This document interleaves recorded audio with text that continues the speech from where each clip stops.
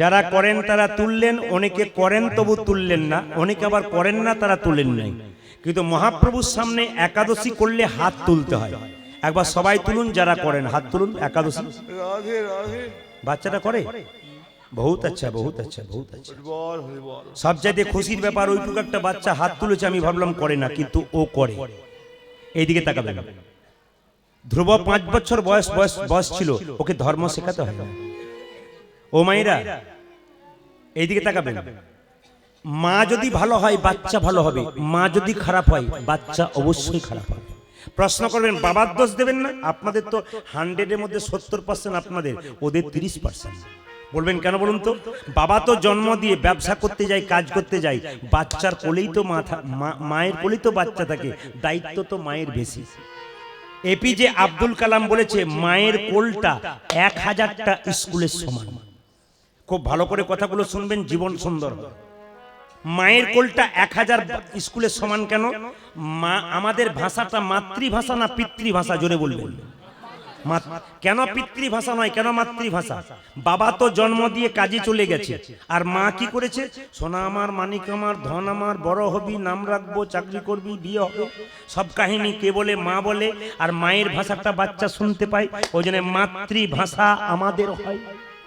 খুব যুক্তির কথা শুনবেন, যুক্তি নইলে মুক্তি নেই, যুক্তি নইলে কীর্তন নেই। এই যে যুক্তির কথাগুলো শুনবেন, আপনাদের লাভ আছে। একাদশী আপনারা করেন, আজকে একাদশীর তত্ত্বটা বলবো এই জন্যে, আজকে যে জন্য ঘরে থাকতে পারে না ভগবান, যদি ভক্ত তাকে ডাকে, একটু বুঝিয়ে দেবো আপনাদের। লক্ষ্য করুন, একাদশী যারা যারা করেন ভালো করেন। একাদশী নিয়ম হচ্ছে কি, একাদশীর জন্ম বৃত্তান্ত একটু জানতে হবে। একাদশী ছেলে না মেয়ে? একটু জোরে বলবেন। এখন অনেক দাদা বলেছে মেয়ে, অনেকে চুপচাপ আছে, অনেকে কেউ ছেলেও বলেছে, কেউ মেয়েও বলেছে। দু একজন বলছে ছেলে, দু একবার বলছে মেয়ে। সেই ভোটের সময় হয় না, কিছু চালাক পার্টি আছে, দুপক্ষেই মুড়ি খায়, কাকে ভোট দেয় অন্তর্যামী ছাড়া কেউ জানে না। এই জন্য আপনাদের বলে রাখি, দুপক্ষেই মানে একটা তো লেগে যাবে না। না, এদিকে তাকাবেন, মন দিয়ে শুনবেন। একাদশী ছেলে না মেয়ে একটু বুঝিয়ে দিই। এদিকে একাদশীর জন্ম কোথা থেকে?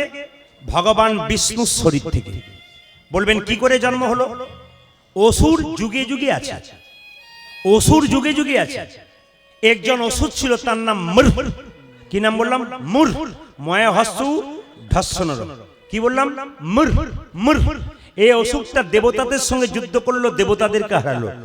দেবতারা ভগবান বিষ্ণুর চরণে পড়ে কেঁদে বললেন প্রভু, বলে কি, এই মুর নামক অসুর বারবার অত্যাচার করে, একমাত্র তুমিই পারো ওকে বশ করতে। ভগবান কি করলেন মা? মুর নামক অসুরের সঙ্গে যুদ্ধ করলেন। কত বছর? 100 বছর। কত বললাম? 100 বছর। যুদ্ধ করতে করতে একবার ভগবান বিষ্ণু হেরে যাবার ভান করে একবারে পর্বতের গুহাতে ঢুকে পড়ল।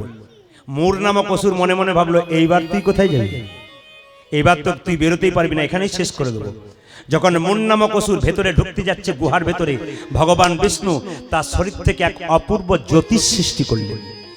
আর সেই জ্যোতি থেকে সৃষ্টি হলো কি? একটা সুন্দরী রমণী। সেই মেয়েটি জন্ম নিয়ে সঙ্গে সঙ্গে মুর নামক অসুরকে হত্যা করলেন।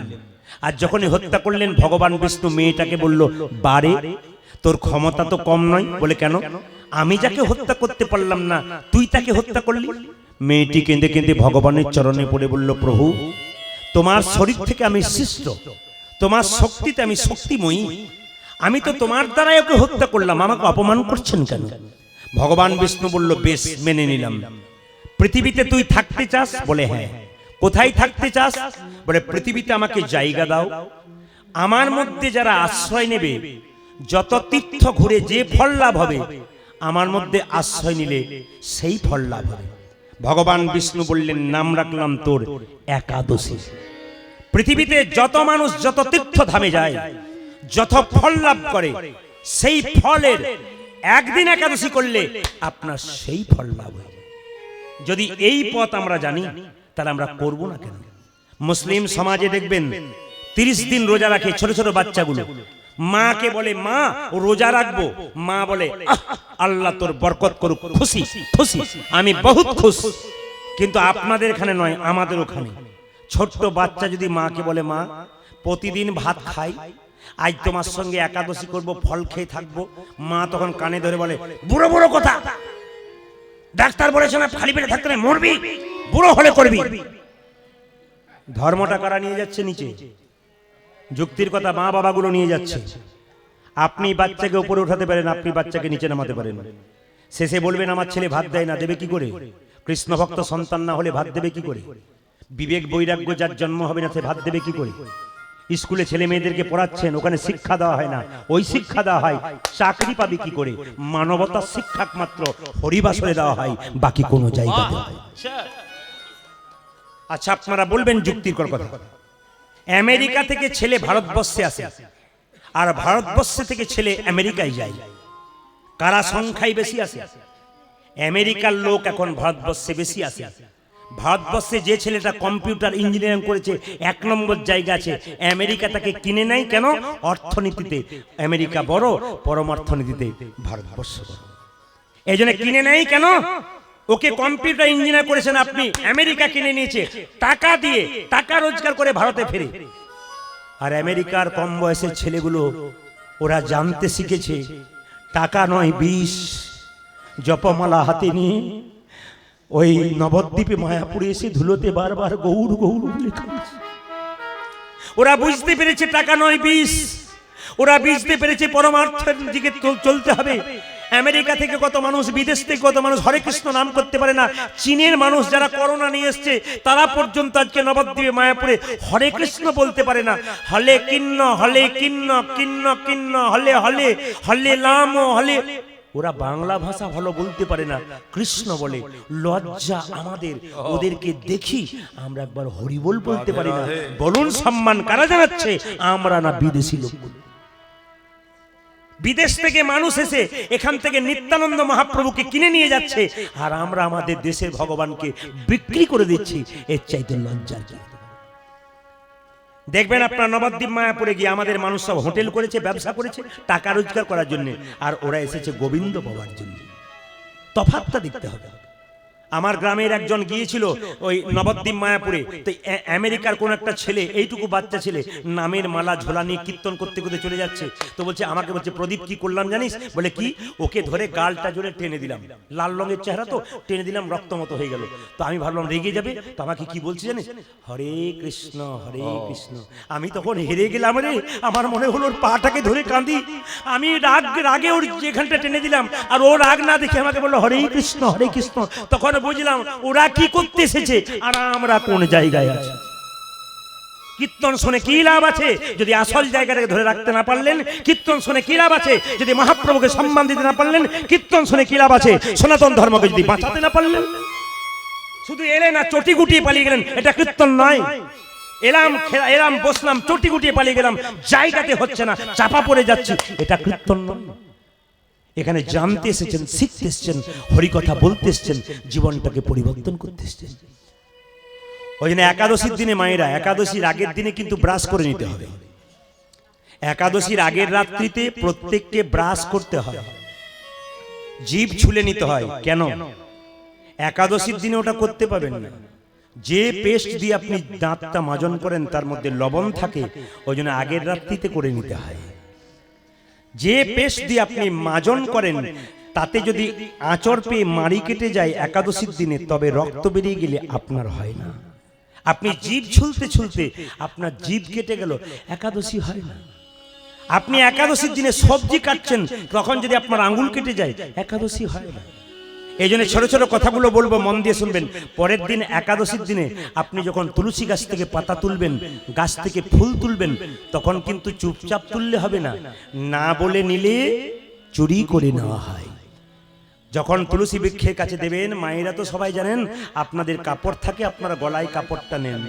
দাদা ভাইরা গলায় কাপড় দিন কিংবা গামছা দিয়ে তুলসী মঞ্চে গিয়ে তুলসী মঞ্চকে বলবেন, তুলসী গাছকে, হে বৃক্ষ মাতা, তুমি যে বক্ষ বিদীর্ণ করে তুলসী পাতা দিয়েছো, চয়ন করে গোবিন্দ সেবায় লাগাবো, তাতে যে তোমার কোনো আঘাত হয়, আমায় নিজ গুণে ক্ষমা করে দাও। এটা বলে তুলসী পাতা তুলতে হয়, না বলে তুললে চুরি করা হয়। আপনি ফুল গাছ থেকে ফুল তুলছেন, তবু কিন্তু আপনার, ধরুন লক্ষ্মী পুজোর জন্য ফুল তুলছেন, জয় শ্রী লক্ষ্মী বলে ফুল তুলতে হবে, তাহলে লক্ষ্মীর কৃপাটা অর্ধেকটা তুলতে তুলতে হয়ে যাবে। একাদশীর দিনে ফুল তুলছেন ভগবানের সেবার জন্য, জয় শ্রীকৃষ্ণ বলে তুলবেন, তুলতে তুলতে অর্ধেকটা কৃপা কিন্তু ওইখানে হয়ে যাবে। কেন? তুলতে তুলতে ফুল যদি আপনি দেহটাকে গোবিন্দ সেবায় লাগাতে না পারেন, তার আগে তো অর্ধেকটা কৃপা হয়ে যাবে। যার দেবতার নামে পুজো করবেন সেই দেবতার নাম করে তুলতে হয়। এই জন্য ফুল গাছকেও বলবেন, হে বৃক্ষ মাতা, তুমি যে বক্ষ বিদীর্ণ করে ফুল দিয়েছো, এই ফুল গোবিন্দ সেবায় লাগবো, এতে যদি কোনো আঁচল লেগে থাকে তুমি নিজ গুণে ক্ষমা করে দিও। এগুলো নিয়ম। এই নিয়ম করবেন তো আপনার জীবন সুন্দর হবে। এই নিয়ম না করলে জীবন আপনার সুন্দর হবে। এই জন্য আপনাদেরকে বলে রাখি, একাদশীর দিনে সকাল থেকে সন্ধ্যে পর্যন্ত একই রকম চিন্তা, কৃষ্ণ। একই রকম চিন্তা, কৃষ্ণ। কাউকে দেখা হলে বলবেন, জয় শ্রীকৃষ্ণ, ভালো আছো তো বাবা, এটা বলবেন। সেদিন আপনি মুখে থেকে খারাপ বাক্য আনবেন না। সেই দিন থেকে আপনার অভ্যাস হবে, আপনি শুরু হয়ে যাবেন কৃষ্ণ বলতে।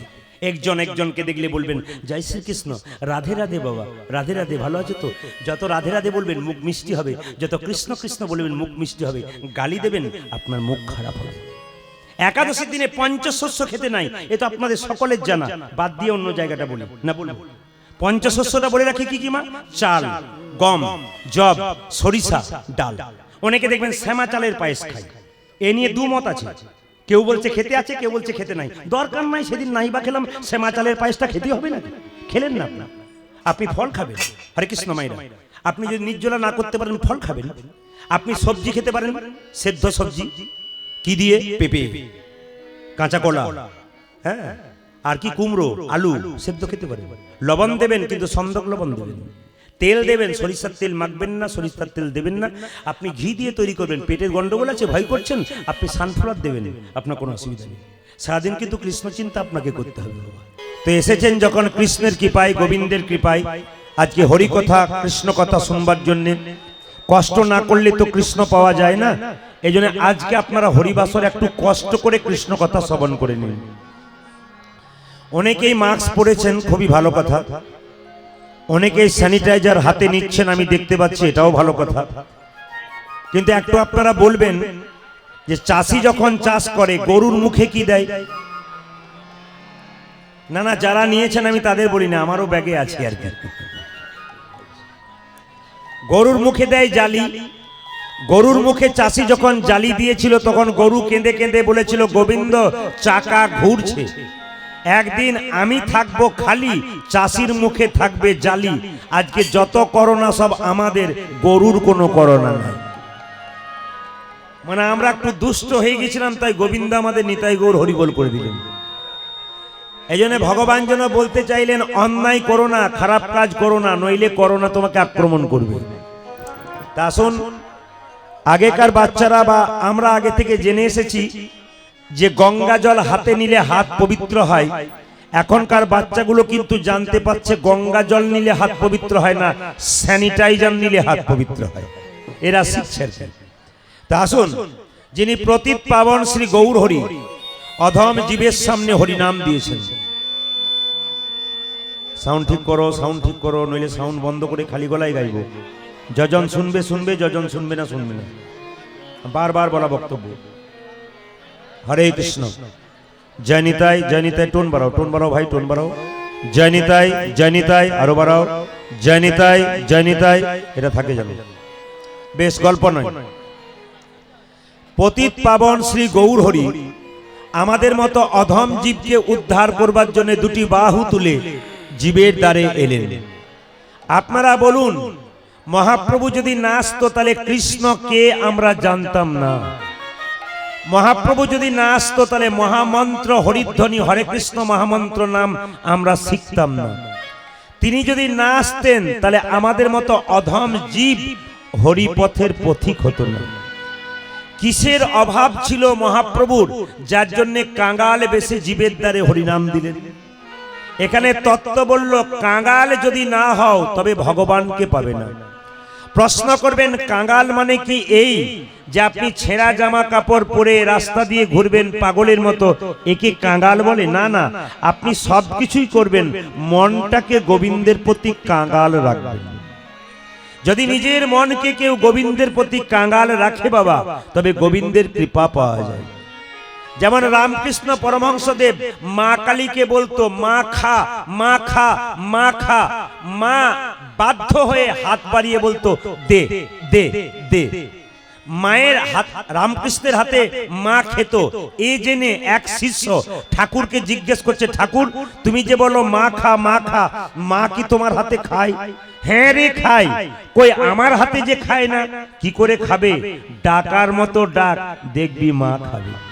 ছেলে বলল আমি তো বুঝতেই পারি না কাকে ডাক বলে, তুমি যেমন ডাকো আমি তেমন ডাকি, ডাক আবার কেমন?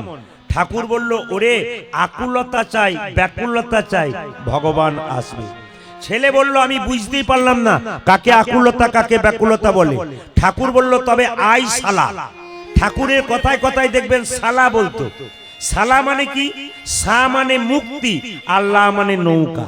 এই জন্য বারবার রামকৃষ্ণদেব কথায় কথায় শালা বলতো, আই শালা। চুলের মুঠিটাকে ধরে গঙ্গার ঘাটে কিছুক্ষণ ডুবিয়ে রাখলো, যখন ওঠালো তখন বলল হ্যাঁ রে তোকে যখন জলে ডুবালাম তখন তোর ভেতরটা কেমন করছিল? ঠাকুর আমার ভেতরটা আকুপাকু আকুপাকু করছিল। ওরে ভগবানকে ডাকবার সময় তোর মন যদি আকুপাকু করে, ভগবান কি না এসে থাকতে পারে? এই জন্য মহাপ্রভু কি করলেন? কাঙাল বেশে জীবের দ্বারে হরিনাম দিচ্ছেন। স্বয়ং মহাপ্রভু যখন কীর্তন করতেন, আস্তে শব্দ নয়, স্বয়ং মহাপ্রভু যখন কীর্তন করতেন হাতটা নিচু করে না হাতটা উঁচু করে? একবার উঁচু করা যাবে? দু চারজন বলছে যা গরম পড়েছে বেশ পাখা করছিলাম, তারপর আবার হাত তুলতে বলছেন।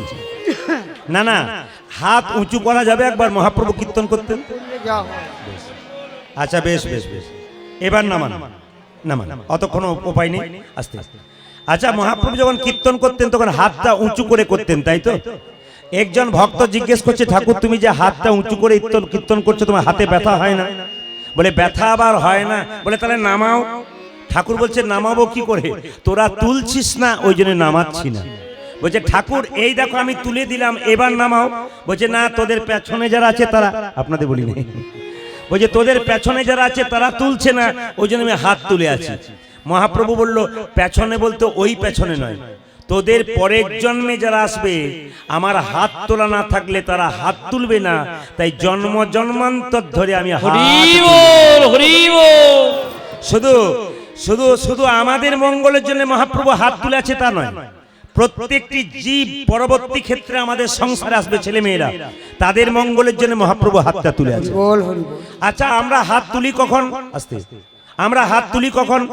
যখন দেখবেন রাস্তা দিয়ে টোটো অটো পেরিয়ে যায়, ও দাদা বাজারে যাব। আর হাত তুলি কখন? যখন দেখবেন জলের মধ্যে ডুবে যায়, হাত ওঠাতে আমরা উঠতে পারি না, তখন এরকম করে তুলি কেন? যদি বেঁচে যাই। আর হাত তুলি কখন? যখন দেখবেন মাথার মধ্যে হাত দিয়ে বোঝা নেই। তাহলে মহাপ্রভু কি টোটো ধরতে গিয়েছিল? ছিল না তখন।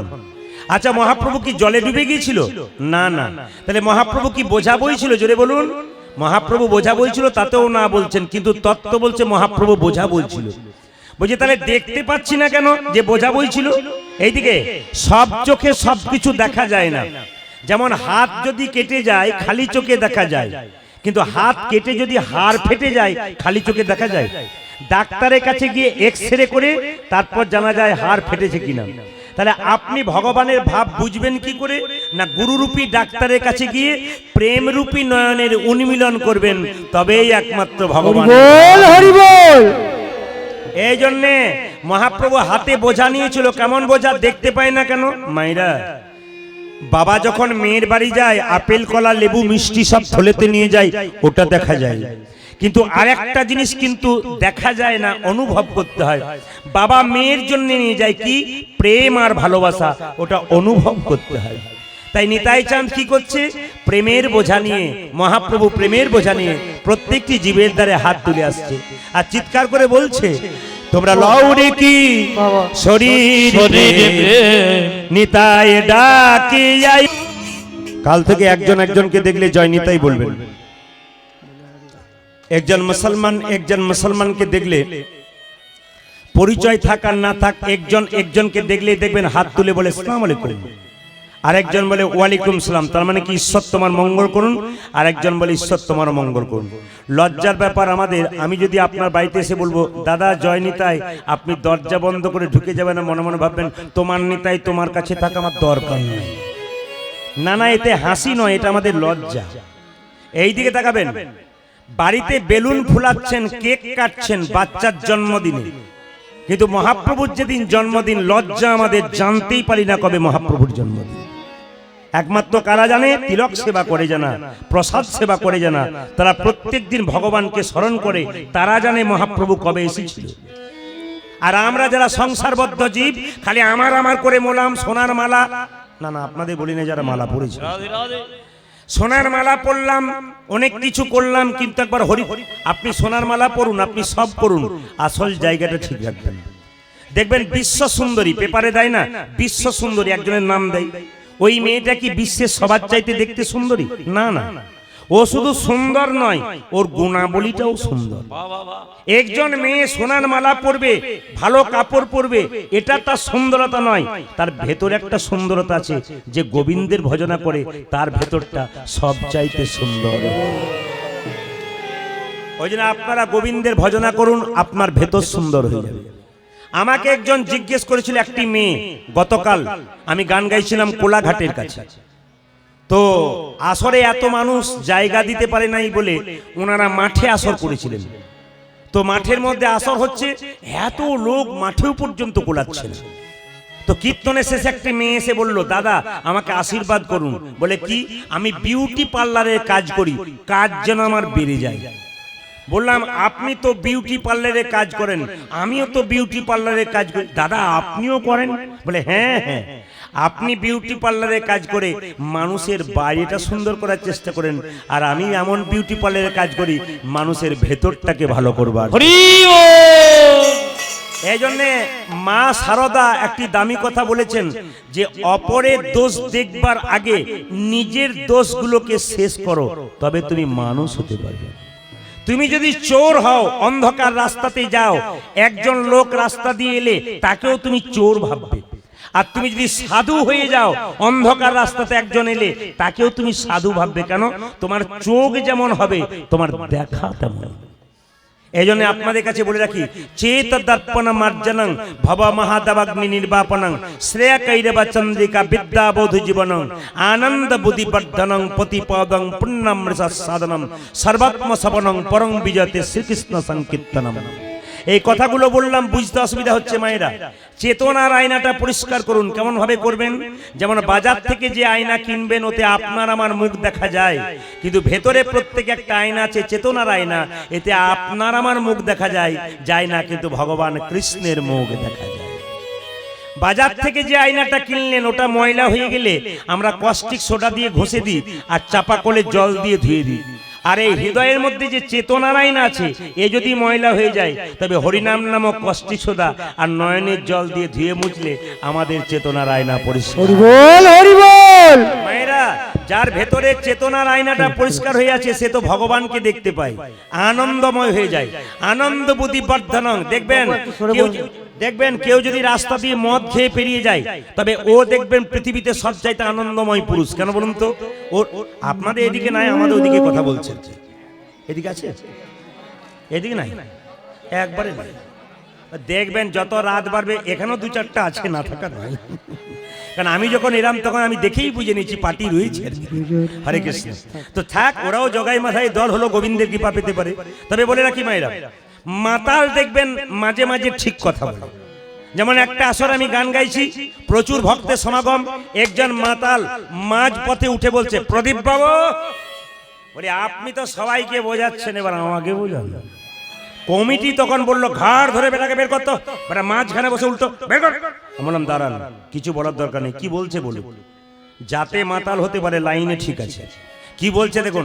দাঁড়ান, আমার কথার উত্তর দিন। বলে কি?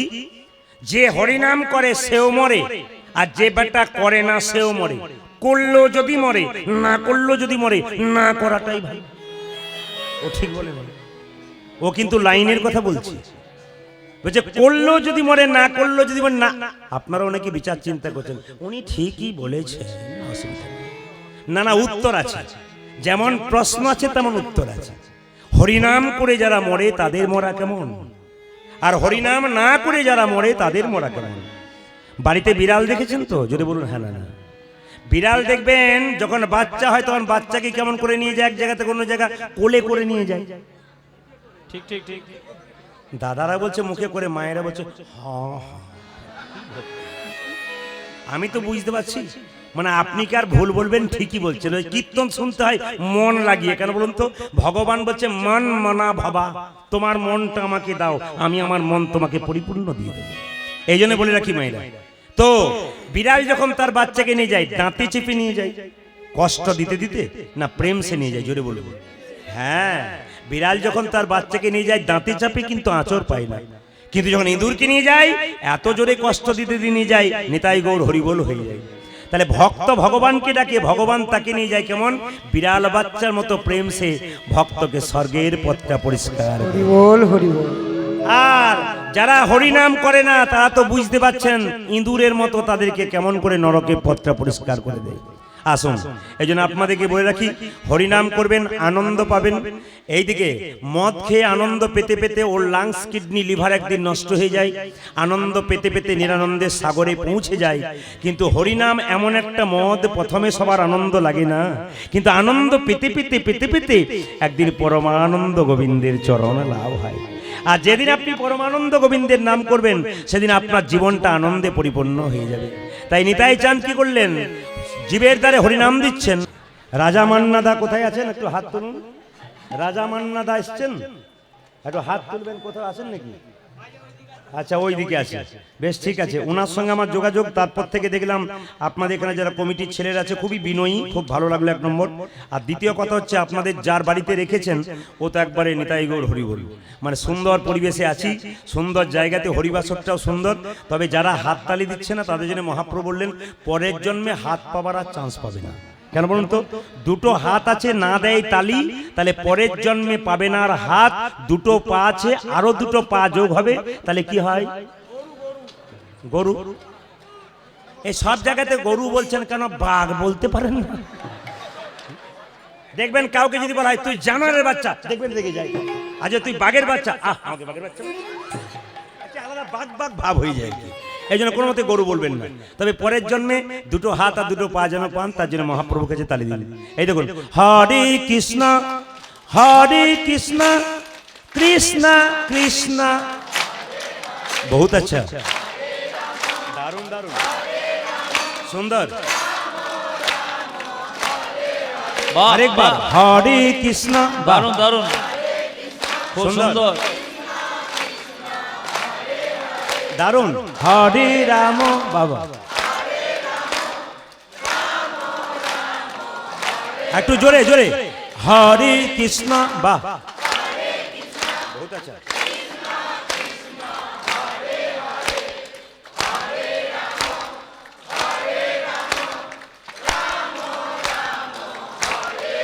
দাঁড়ান দাঁড়ান, আগে কি আপনাদের কীর্তনের দল ছিল নাকি? দারুণ গাইছেন, কিন্তু অপরাধ নেবেন না। আসর উপস্থিত সাধুগুরু বৈষ্ণব যারা আছেন তাদের চরণে কীর্তনিয়া প্রদীপ পাল এবং সম্প্রদায়ের কোটি কোটি দণ্ডবত প্রণাম রইল। মায়েদের চরণে কোটি কোটি নমস্কার রইল। আপনাদের সামনে মহাপ্রভুর কাছে আমি একটি প্রার্থনা করে যাব, আপনাদের প্রত্যেকের বাড়িতে গাড়ি বাড়ি টাকা পয়সা ধন দৌলত হোক আর না হোক, একটা জিনিস যেন হয়। কি বলুন তো? প্রত্যেকের বাড়িতে একটা করে কৃষ্ণ ভক্ত সন্তান হয়। প্রশ্ন করবেন, কৃষ্ণ ভক্ত সন্তান চাইলেন কেন? টাকা চাইলেন না কেন? গাড়ি চাইলেন না কেন? কেন কৃষ্ণ ভক্ত সন্তান চাইলাম জানলাম না? একটা কারণে। সচিমাতা নিমাইকে বলেছিল, নিমাই তোর বাবার পিণ্ডটা দিয়ে। নিমাই বলেছিল, মা পিণ্ড দিলে কি হয়? সচিমাতা বলেছিল, পিণ্ড দিলে 7 বংশ উদ্ধার হয়। সঙ্গে সঙ্গে নিমাই বলেছিল, মা তুমি তো বলছো পিণ্ড দিলে 7 বংশ উদ্ধার হয়, কিন্তু কোন বংশ একজন কৃষ্ণ ভক্ত সন্তান জন্ম নিলে তা 7 বংশ নয়, তা 14 বংশ। নিতাই গৌর হরিবোল হরিবোল। এই জন্য আপনাদের এই সুন্দর গ্রামে এসে কমিটির দাদা ভাইদেরকে একবার অভিনন্দন জানাই। আমি সবার নাম জানি না, কিন্তু প্রশান্ত ভাইয়ের নাম জানি, যেহেতু ওর সঙ্গে আমার আজকে কথা হচ্ছিল। এদের কমিটির সবাইকে আমি অভিনন্দন জানাই। আরও সুন্দর অনুষ্ঠান হোক আপনাদের, এবং পরবর্তী ক্ষেত্রে ভালো ভালো কীর্তনিয়া এসে আপনাদের এই আসরটাকে আরও মনমোহিত করুক, এটা প্রভুর কাছে প্রার্থনা করব। আর তার আগে শুরু করব আজকের লীলা। একটু ইচ্ছা ছিল একটু ভক্তের কথা বলবো, কিন্তু কিছু মনে করবেন না, বারবার বলাটা খুব খারাপ লাগে।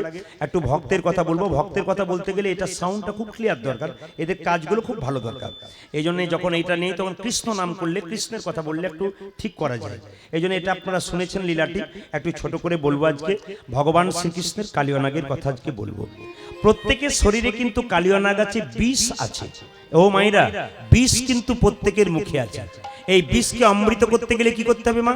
সোধা মাখা, মধু মাখা, হরিনাম করতে হবে। একটু শুনবেন, প্রত্যেকের মুখে বিষ আছে, প্রত্যেকের মুখে। এই বিষকে যদি অমৃত করতে হয় তাহলে আপনি হরিনাম করুন। যেমন রামকৃষ্ণ পরমহংসদেব বলেছেন, তোর বাড়িতে যদি কেউ যায় তাকে দুটো মিষ্টি জল দিতে পারিস আর না পারিস, দুটো মিষ্টি কথা অন্তত বলিস। এটার দিকে নজর রাখবেন। কি বললাম? বাড়িতে কেউ গেলে দুটো মিষ্টি জল না দিতে পারলো, দুটো মিষ্টি কথা বললে অন্তত মন শান্তি হয়ে যায়। মুখেই বিষ, এদিকে মুখেই বিষ আছে, মুখেই অমৃত আছে। আমার দিকে তাকাবেন। এ জগতে যার মুখ ভালো, যার মুখের ভাষা ভালো, জগতে গুরু বেনে যেতে পারে। বলে কিরকম? বাবারা বলবেন না, মায়েরা বলবেন। আমাদের মুখের ভেতরে কটা দাঁত থাকে? 52টা।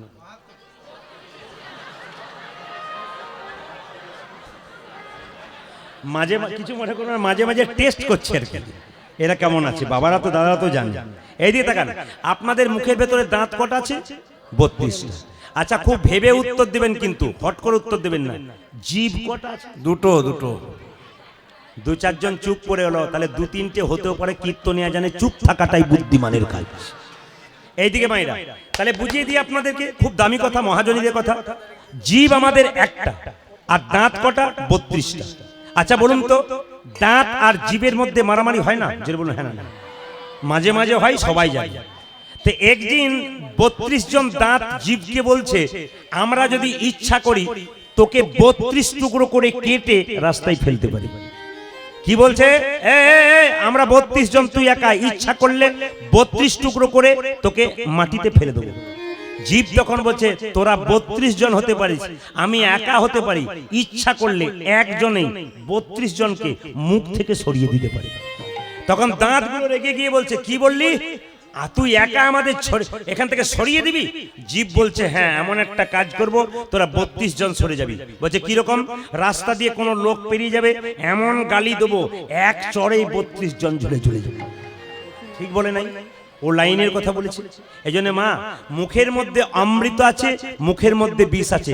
কাদের মধ্যে বিষ আছে? এদিকে কাদের মধ্যে বিষ আছে? যে গুরু মানে না, গোবিন্দ মানে না, বাবা মানে না, মা মানে না, কৃষ্ণ মানে না, এদের মুখে বিষ আছে। অমৃত কাদের মুখে আছে? যারা কৃষ্ণ কথা, হরি কথা বলতে পারে, শুনতে পারে, এদের মধ্যে অমৃত আছে। এরা দেখবেন 2-4 দিন লাফালাফি করে, তারপর কি হয়? নিতাই গৌর হরি বল হয়ে যায়। ছাগল দেখেছেন তো? ছাগলের যখন বাচ্চা হয় তখন বাচ্চাগুলো খুব লাফালাফি করে। বাচ্চাগুলোকে জিজ্ঞেস করে ছাগলের মাটা, এত লাফাচ্ছিস কেন? এই তো আশ্বিন মাস ঢুকছে, কাশ ফুল খাবো। বাচ্চাগুলো বলছে কাশ ফুল খাবো। মা তখন মুখ বেঁকিয়ে বলছে, সামনে দুর্গা পূজা আছে, আগে হার কাটটা পেরো, তারপর তুই কাশ ফুল খাবি। সংসারে লাফালাফি করেন না কেন বলুন তো? সংসারের হার কাটটা পেরোন, তবে লাফালাফি নিতাই গৌর হরি বল হয়ে যাবে। এই জন্য বলে রাখি আপনাদেরকে, মানুষ কুলে জন্মগ্রহণ করেছেন, এমন কিছু কর্ম করুন যেন যাবার আগে মানুষ বলতে পারে, আহ, লোকটা খুব কৃষ্ণ ভক্ত ছিল, আহ, মেয়েটা খুব কৃষ্ণ ভক্ত ছিল। জানবেন ইনি যাচ্ছেন স্বর্গে। আপনার মৃত্যুর পর যদি কেউ বলে এ লোকটা গেল, ভালো হলো, গ্রামটা শান্তি পেল, জানবেন ইনি যাচ্ছেন নরকে। আপনি যদি সংসারে এসে ভালো কাজ করেন, আপনি যখন মরবেন তখন মনে হবে যেন ঘুমাচ্ছি। আর আপনার যদি খারাপ কাজ হয় সংসারে, মানুষের সঙ্গে অন্যায় অত্যাচার হয়, তাহলে আপনারা বুঝে নেবেন এই সংসারে আপনি যখন মরবেন আপনার মুখটা বিভৎস বিকৃত হয়ে যাবে, লোকে দেখতে যাবে। আর কি বলবে জানেন? ওগো দিদি, বেকার গেলাম, 4 দিন ঘুম হলো না, ইনি যাচ্ছেন নরকে। আর যিনি মৃত্যুর পর যেন ঘুমিয়ে আছে মনে হচ্ছেন, ইনি যাচ্ছেন স্বর্গে। এই জন্য জন্ম হোক যথাতথা, কর্ম যেন ভালো হয়। আসলে কালিয়নাগ পূর্বজন্মে ছিল রাজা চন্দ্রধ্বজ। জোরে বলুন কি ছিল? একবার বলুন। আচ্ছা, তার পেটে একবার প্রচন্ড যন্ত্রণা হয়ে গেছিল, কিন্তু কোনো ওষুধে ভালো হয় নাই।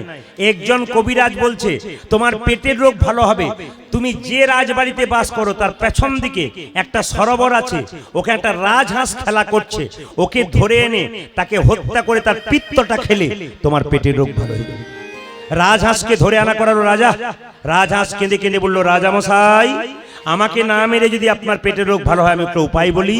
বলে বলো। যে সরোবর থেকে আমাকে ধরে আনলে সেই সরোবরের উত্তর দিকে একটা গাছের মধ্যে এক মুনি বসে আছে, ওই মুনির চরণ ধোয়া জল তুমি যদি পান করতে পারো তোমার পেটের রোগ ভালো হয়ে যাবে। যখন এই কথাটি বলেছে, রাজা কি করলো মা, একটা সোনার পাত্র নিয়ে মুনিকে বলল, মুনি তোমার ডান পাটা এগিয়ে দাও। যখন ডান পাটা এগিয়ে দিল, ওর মধ্যে পুঁজ আর রক্ত। ছি, এই জল আমি পান করতে পারবো না। মণিবাব তুমি তোমার বাঁ পাটা এগিয়ে দাও। ওরে বাবা, যখন বাঁ পাটা এগিয়ে দিল, পুঁজ রক্ত তো রয়েছে, ছোট ছোট পোকা কিলবিল কিলবিল করছে। ছি, এ জল আমি পান করতে পারবো না। তবে রাজা একটা ভালো কাজ করেছিল, কি বৈষ্ণবের চরণ ধোয়া জল মাথায় করে বাড়িয়ে এনেছিল। রাজার দুটো স্ত্রী ছিল, দুজন পত্নী। তারা কেঁদে কেঁদে বলল, স্বামী এত বড় অন্যায় তুমি করলে, বৈষ্ণবের চরণ ধোয়া জল পান করলে না, তুমি মাথায় করে আনলে, দাও দাও দাও দাও, আমাদেরকে দাও। দুজন স্ত্রী ভক্তি ভরে সেই জল যখন পান করলো, তখন মুনি ক্রোধে ক্রোধান্বিত হয়ে ছুটে এসে বলল, এ রাজা, তুমি আমার চরণ ধোয়া জলকে অপমান করলে, আমি তোমাকে অভিশাপ দিলাম, তোমার সর্পকুলে জন্ম হোক। চন্দ্রধ্বজ রাজা কেঁদে কেঁদে বলল, হে মুনিবর, অভিশাপ যদি দিলে আমায় সর্বকুলে জন্ম হোক, তবে আশীর্বাদ দাও যেন গোবিন্দের চরণ লাভ করতে পারি। যেই না বলেছে মস্তকে লাভ করতে পারি। মুনিবর বলল, ওরে রাজা চন্দ্রধ্বজ, তোকে আশীর্বাদ দিলাম, তুই যেহেতু বৈষ্ণবের চরণ ধোয়া জল মাথায় করে এনেছিস, আশীর্বাদ দিলাম একদিন ভগবান শ্রীকৃষ্ণের নিত্য তোর মাথার উপরে হবে। ও মায়েরা, সাপের মাথায় কি দেখেছেন? জোরে বলুন, কি দেখেছেন? চক্র দেখেন নাই? এই চক্রটা আসলে কি বলুন তো? কৃষ্ণের চরণ চিহ্ন। ওই জন্য সাপকে দূর থেকে দেখলে একটু প্রণাম করতে হয়, তার চক্রটাকে। কেন? ওটা কৃষ্ণের চরণ চিহ্ন। তাই কালিয়নাগ রূপে জন্ম নিল কালীদহের জলে কে না, রাজা চন্দ্রধ্বজ।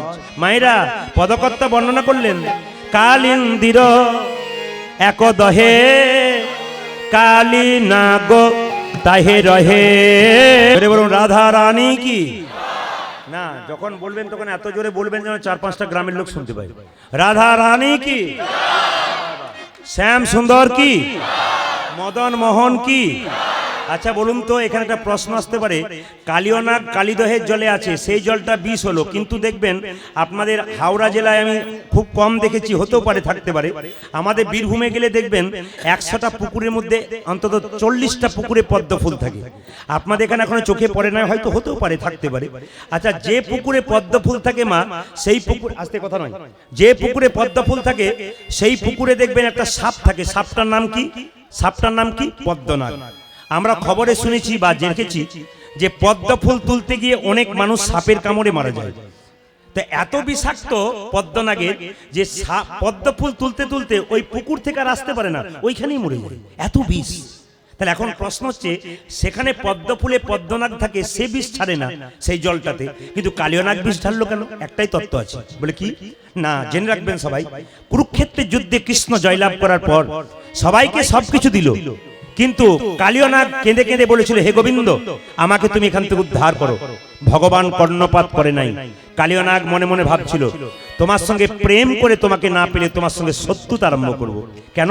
হিরণ্যকশিপু তোমার সঙ্গে শত্রুতা করেছিল, তোমাকে পেয়েছিল, আমি প্রেম করলাম, পেলাম না, আমি শত্রুতা আরম্ভ করব। কার সঙ্গে না, আমি জলের মধ্যে এমন বিষ ঢালবো যে জলটা যখন বিষময় হয়ে যাবে, এই বিষের বাতাস যখন চারিদিকে ছড়িয়ে যাবে, কত পশু পাখি ওই পথ দিয়ে পেরিয়ে যাবে, তারা যখন বিষের জ্বালায় ছটফট করবে, কানতে কানতে তোমায় ডাকবে আর এখানেই মরবে, আমাকে কোথাও যেতে হবে না, তুমি যখন এখানে ছুটে আসবে আমি এখানে বসেই তোমার চরণ লাভ করব। আপনি মালা তিলক নিয়েছেন, আপনাকে ভক্ত মানাই, আপনি নেন নাই, আপনাকে মানাই না, তা নয়। ভেতরটাকে সাজাতে পারলে সব চাইতে ভালো সাজানো যায়। একটু বুঝিয়ে দিই, যারা বাইরে থেকে আমরা যাকে শত্রু মনে করি সে শত্রু নয়, সে বড় ভক্ত। প্রশ্ন করবেন কি, রামের সবচাইতে বড় শত্রু আমরা মুখে মুখে সবাই জানি, কে বলুন তো, জোরে বলুন তো কে, একটু জোরে বলবেন, রাবণ। আচ্ছা, আপনারা সবাই জানেন যে রামের সবচাইতে বড় শত্রু রাবণ, কিন্তু রাবণের মতো বড় ভক্ত আছে কজন? একটু বুঝিয়ে দিই আপনাদেরকে। রাবণ বিয়ে করেছিল কত মেয়েকে জানেন? 10,000 মেয়েকে। এই 10,000 মেয়েকে বিয়ে করার পর আরেকটা মেয়েকে বিয়ে করেছিল, তার নাম মন্দোদরী। এতে মন্দোদরী কিছু বলে নাই, কিন্তু একটা ঘটনা ঘটালো, রাবণ কি সীতাকে হরণ করলো। আচ্ছা মায়েরা, আপনারা সবাই জানেন সীতা জনক রাজার মেয়ে, কিন্তু আপনারা ভুল জানেন, সীতা হলো রাবণের মেয়ে। একটু তত্ত্বটা বুঝিয়ে দিই, তাহলে বুঝতে পারবেন সীতা কিরকম করে রাবণের মেয়ে। একটু মন দিয়ে শুনবেন। বলছে রাবণ একবার কর আদায় করতে গেছিল, ট্যাক্স। কার কাছে? মুনি ঋষিদের কাছে। মুনি ঋষিরা বলেছিল রাবণ ট্যাক্স কর তোমাকে দেবো কেন, দিলে তো ভগবানকে দেবো, আমরা তো ভগবানের, ট্যাক্স কর দেবো তো তাকে দেবো, তোমাকে দেবো কেন? রাবণ তখন রেগে গিয়ে বলেছিল আমি রাজা, যা খুশি তাই করতে পারি, আমি যা চাইবো তাই দিতে হবে। মুনি ঋষি বলল আমাদের কোনো অভাব নাই, আমাদের দেহ আছে, নিয়ে নাও, আমরা দিয়ে দেবো। রাবণ কি করেছিল? ছুরিতে করে ওই মুনি ঋষিদের রক্ত, এখানে হাতটা কেটে মুনি ঋষিদের রক্ত পাত্রে করে নিয়ে এসেছিল। তখন মুনি ঋষিরা চিৎকার করে বলল রাবণ, এই যে আমাদের শরীরের রক্ত তুমি নিয়ে চললে বাড়িতে, কথায় রাখো, মনে রেখো, বলে কি এ রক্ত তুমি যদি কোনোদিন পান করো তৎক্ষণাৎ তোমার মৃত্যু হবে। সে কথাটা কাকে বলেছে? রাবণকে বলেছে।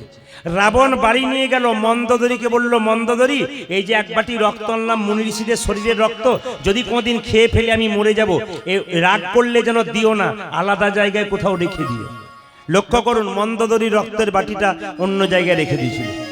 এক সময় রাবণ যখন যুদ্ধে গেল, তখন তার মোবাইল ফোন ছিল না। রাবণ যখন যুদ্ধে গেল আর ফিরছে না, ওর স্ত্রী মন্দোদরী তখন মনে মনে ভাবলো তাহলে বোধহয় স্বামী মারা গেছে। সে কি করলো? ও জানে স্বামী যদি মারা যায় আমার বেঁচে থেকে কি লাভ আছে। ও জানে সেই পাত্রের রক্তটা আছে, ওই রক্তটা খেলে আমিও মরে যাব। কিন্তু ওর তো মরার কথা নয়, রাবণের মরার কথা বলেছিল। মন্দোদরী ওই রক্তটা যখন পান করেছিল, তার ফলে একটা উল্টো ফল হলো কি, মন্দোদরীর গর্ভে এলো সন্তান। সেই সন্তানটার নাম কন্যা সন্তান। ওই মেয়েটা তাকে জলে, ওই নদীর জলে ভাসিয়ে দিল, কলার পেটোর মধ্যে ভাসতে ভাসতে ভাসতে ভাসতে জনকপুরীতে গিয়ে রাখলো। জনক রাজা হলাকর্ষণ করে সীতাকে পেল বলে জনকের কন্যা বলা হয়, কিন্তু প্রকৃতপক্ষে সীতা হলো রাবণের কন্যা, যেহেতু মন্দোদরীর গর্ভে সে জন্ম নিয়েছিল। ও মায়েরা, সীতাকে যখন রাবণ হরণ করলো, মন্দোদরী চিৎকার করে বলল স্বামী আমি বুঝতে পেরেছি, এইবার তোমার ধ্বংস এলো। বলে কেন? তুমি ভগবানের স্ত্রীকে চুরি করেছো, ছি তোমার লজ্জা করে না, ছি তোমার লজ্জা করে না। সঙ্গে সঙ্গে রাবণ মাথা নিচু করে বসে বসে বলেছিল মন্দোদরী, বলে কি মন্দোদরী, সীতা আমার মা। চুপ করো, আর কোনদিনই কথা বলবে না। মন্দোদরী, সীতা আমার মা। চুপ করো, তোমার মুখে কথা মানাই না। সীতা যদি তোমার মা হয়, তবে সীতাকে তুমি রাজপুরীতে রাখলে না কেন, অশোক বনে রাখলে কেন? রাবণ সেদিন মাথা নিচু করে বলেছিল দেখতে এটা রাজপুরী, কিন্তু এটা পাপের পুরী। মাকে কখনো পাপের পুরীতে রাখা যায়? তোমার যদি সীতা মা হয় তবে অশোক বনে রাখলে কেন? ওগো মন্দোদরী, অশোক বনে রাখলাম কেন জানো? যেখানে কোনো শোক নাই সেটাই তো অশোক বন। বেশ, মেনে নিলাম, যেখানে শোক নাই সেটা হচ্ছে অশোক বন। তোমার মাকে সেখানে রাখলে তাহলে তোমার লোক কেন বারবার সীতাকে আঘাত করছে? তুমি কিছু বলছো না কেন? এ কথা শুনে রাবণ বলছে শোনো শোনো মন্দোদরী, ওগো মন্দোদরী, সীতাকে আঘাত করলে আমি প্রতিবাদ করি না কেন জানো? কেন জানো?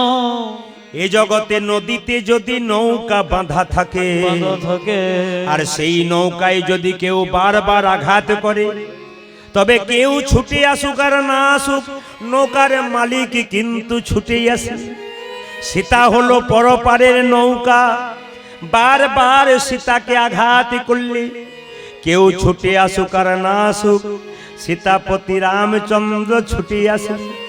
তখন আমাকে বাইরে কোথাও যেতে হবে না, আমি ঘরে বসেই চরণ লাভ। রাবণ কত বড় ভক্ত দেখো, তো বলছে তোমার সীতাকে আঘাত করছে, এত যদি তুমি জানো তবে তুমি কাঁদছো না কেন? রাবণ মাথা নিচু করে বলে, মন্দোদরী, এখন কেঁদে কেঁদে যদি আমি চোখের জল সব শেষ করে দেব, যেদিনে ভগবান রামচন্দ্র আসবে সেদিনে তার চরণে বলো কি বা দেব। যাকে আপনারা বাইরে থেকে শত্রু ভাবেন সে শত্রু নয়, সে মিত্র। এই জন্য আপনাদেরকে বলে রাখি, সাজুন আর না সাজুন ভেতরটাকে ভালো করুন, গোবিন্দের কৃপা আপনার অবশ্যই অবশ্যই হবে। এই জন্যে ভগবান শ্রীকৃষ্ণ যখন দেখলো কালীয় নাগ তার ভক্তদের কষ্ট দিচ্ছে, সঙ্গে সঙ্গে মা যশোদার কাছে এসে বলল, মা আমাকে সাজিয়ে দাও। আচ্ছা বলুন তো, বাড়িতে যদি কারো জন্মদিন থাকে সেদিন মা যদি বলে দাদা বলাইয়ের জন্মদিন আজকে, কৃষ্ণ মনে মনে ভাবছে আজ তো দাদা বলাইয়ের জন্মদিন, আজকে বরং সুযোগ পেয়েছি, দাদা থাকলে তো কালীয়নাগকে দমন করতে দেবে না, এই ফাঁকে আমি চলে যাই কালীয়নাগকে দমন করবার জন্য। মাকে বলছে, মা আমাকে সাজিয়ে দাও। কেন রে, আজকে দাদা বলাইয়ের জন্মদিন, সাজবি কেন? বলছে, মা তুমি তো আমার কথা ভাবছো, নবলক্ষ ধেনু তারা যে আমার কথা ভেবেছে, আমি না গেলে তারা খেতে পাবে না। একমাত্র যার ভাগ্য ভালো সে ভগবানের নাম শোনে, যার ভাগ্য ভালো নাই সে ভগবানের নাম শুনতে পারে না। যার ভাগ্য ভালো সে কৃষ্ণ ভক্ত হয়, পূর্বজন্মে সুকৃতি যার থাকে সেই জন্মে কৃষ্ণ ভক্ত হয়, আর পূর্বজন্মে কুকৃতি যার থাকে এই জগতে সে কৃষ্ণ ভক্ত হয় না। ওই জন্য আপনাদেরকে বলে রাখি, আপনারা সুকৃতি পেয়েছিলেন বলে আজকে হরিবাসরে বসতে পেয়েছেন। মা যশোদাকে গোপাল বলছে, মা আমাকে সাজিয়ে দাও। কিভাবে? মাগোই আমি চড়াবো বাছুর। সব সেজে এসেছেন তো? জোরে বলুন হ্যাঁ না না। মানে সেজে বলতে এরকম, আজকে যেভাবে আসরটার আপনারা এঁটে বসেছেন তাতে আমি স্থির সিদ্ধান্ত নিয়েছি আজ 3টে পর্যন্ত কীর্তন করব। রাজি আছেন না? কোনো ব্যাপার নেই। আচ্ছা আচ্ছা, আমার ভাইগুলো বলছে ভাইগুলো বলছে 4টে পর্যন্ত গাও, মাইক ছেড়ে দাও, অসুবিধা 4টে পর্যন্ত গাও। কিন্তু আচ্ছা হ্যাঁ, ছেলেগুলো বলেছে আমরা থাকবো। তো একটা কথা বলি, 3টে বলছে, আমি ভোর 3টে বলি না, 3 ঘন্টার কথা বলেছি। মানে তারপর যদি বা একটু বেশি ইচ্ছা ছিল, তাতে যা অবস্থা কালকে আর আমাকে আর গান গাইতে হবে না। যেখানে যাব তিনি বলবেন কি অবস্থা করে এসছেন দাদা। তো যাই হোক, যদি বলুন রাধা রানী কি, শ্যাম সুন্দর কি, মদন মোহন কি, হরিবাসর কি। আচ্ছা, তুলসীর মালা সব পড়েছেন? আস্তে অনেকে পড়েছেন, অনেকে পড়েন না। একজন বলছে মালা না নিলে কি ভক্ত হওয়া যায় না? হয়। মালা নিলে কি হয়? এইদিকে তাকাবেন, মালার একটা লাভ আছে, তবে অনেক রকমের মালা আছে। কি মালা? আসতে আকন্দা ফুলের মালা। যারা যারা পড়েছে তারা জানে কত জ্বালা, কত জ্বালা। মালা পরবার সময় তো বেশ ঢাক ঢোল বাজিয়ে যান, কিন্তু মালার পর সে জানে যে মালার কত জ্বালা। কেন বলুন তো? এদিকে তাকান মায়েরা, একটু মন দিয়ে শুনবেন কথাগুলো বলুন।